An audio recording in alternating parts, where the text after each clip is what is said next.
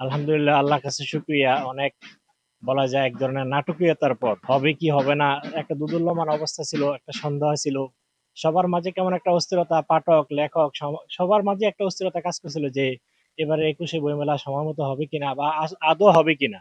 তো সবকিছু ছাড়িয়ে আলহামদুলিল্লাহ বাংলা একাডেমির সর্বশেষ সিদ্ধান্ত অনুযায়ী আগামীকাল প্রধানমন্ত্রীর মাধ্যমে উদ্বোধন হতে যাচ্ছে।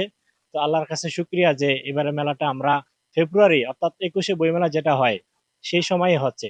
তো অনেকের ইচ্ছা ছিল যে মেলাটা যেন রমজানের পরে হয়, কারণ রোজা থেকে অনেক পাঠক দেখা যায় স্বাচ্ছন্দ্য বোধ করবে না বা আসতে চাইবে না, কারণ রোজা থেকে একটা ক্লান্তি থাকে, আবার মাগরিবের পর থাকে তারাবির একটা ব্যাপার স্যাপার।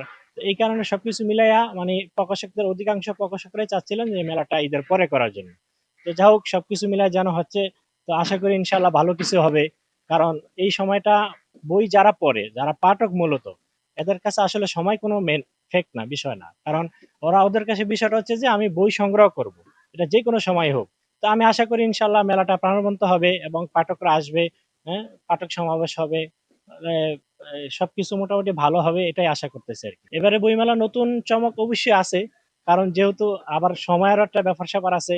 তো সেই কিছু মিলায় সবকিছু মিলায় একবারে একবারে যে চমক থাকবে এরকম না, আবার একেবারে ফাও বিথা যাবে এরকমও না আর কি, এই মাঝামাঝি আর কি ইনশাল্লাহ। মেলাটা যদি যেহেতু ২১ কেন্দ্রিক, ২১-এর সাথে মেলার একটা খুব প্রাণবন্ত সম্পর্ক আছে। তো এই সম্পর্কটা যেহেতু ২১ কেন্দ্রিক, রমজানে পড়ুক ২১-এ হওয়াটাই, আমি ব্যক্তিগতভাবে আমি একজন প্রকাশক হিসেবে বলছি ২১-এ হওয়াটাই ভালো। যদি রমজান হয় রমজানে, কারণ আমাদের দেশের মানুষ একটা অভ্যস্ত হয়ে যায়। এবার রমজানে যদি সে করতে পারে তার একটা অভ্যস্ত হয়ে গেল, পরবর্তী রমজানও তার এটা মেনে নিতে পারবে।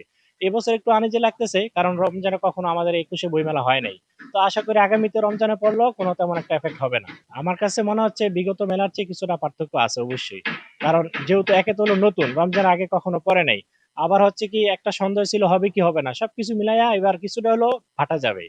মানে আগের যে মেলাগুলো হয়েছে, যে উচ্ছ্বাস, যে মানুষের যে আগ্রহ, বা সবাই সব বয়সী সবাই মিলে আসতো, কিন্তু এই বছর হয়তো কিছুটা ঘাটতি যাবে। নতুনত্ব সুবিধা বলতে এমনি তো প্রকাশকদের যে একটা ছাড় দিয়েছে একাডেমি কর্তৃক, স্টোর ভাড়া মকুব করছেন, এটা আসলে অনেক কিছু। কারণ এই ভাড়াটা কমতে হওয়াতে আমাদের যে একটা লোকসান বা একটা ক্ষতির হওয়ার সম্ভাবনা ছিল, এটা কিছুটা হলেও কমে আসছে। না না, মূলত সবাই পাচ্ছে, যেমন আমরা তো কোনো সংগঠন করি না, আমরাও পেয়েছি আলহামদুলিল্লাহ। একাডেমি থেকে বলা হয়েছে যে আমাদের টাকা যারা অগ্রিম জমা দিয়েছিল শুরুতে, তাদের টাকা রিটার্ন করে দিবে।